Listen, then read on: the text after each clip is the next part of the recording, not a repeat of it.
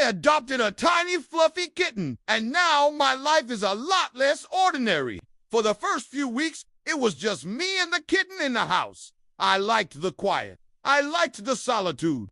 I didn't really want a pet, to be honest. But this little guy, he was so cute with his tiny little paws and his little pink nose. And he would just run around the house chasing his tail or pouncing on shadows and making these weird, funny noises. There was the squeak, the meow, the purr, but then there was also this weird mop sound, like a broken horn. One day I came home and the kitten was sitting on the kitchen counter staring at me.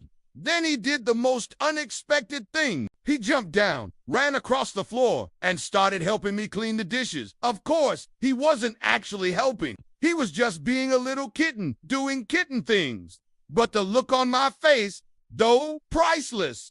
And that's when I realized I couldn't have asked for a better pet. Even though every day with the kitten is full of surprises, to say the least, I wouldn't trade it for the world.